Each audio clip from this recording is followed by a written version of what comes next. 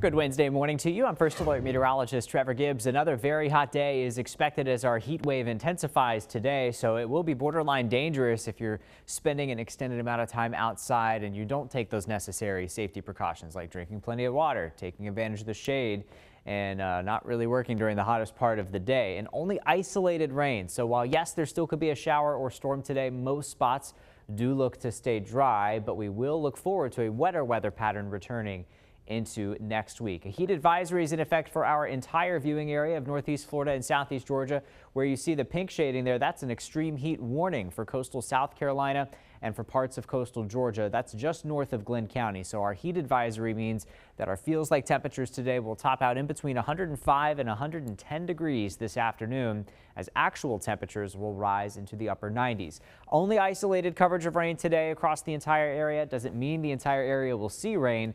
In fact, as mentioned, many of you will stay dry today with that hour-by-hour forecast showing abundant sunshine mixed in with a few passing clouds and very hot temperatures, mid-90s as early as 12 to 1 o'clock this afternoon. The average high temperature this time of the year is 92. We're all going to be above that today, anywhere from 96 to 99 degrees, maybe even an isolated 100-degree reading, which that, by the way, is our record high temperature today, set back in 1879. July of 1879 was a very warm year because the record tomorrow is 101 from that year. The record Friday is 102 from that year.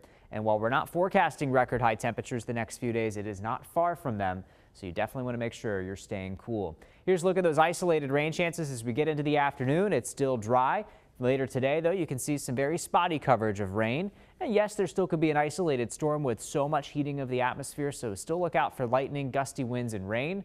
But that will be the exception, not the rule. And as we go into tomorrow morning, 7 o'clock, it's already warm, near 80 degrees, warming up rapidly through the 90s in the afternoon hours with very little, if any, rain.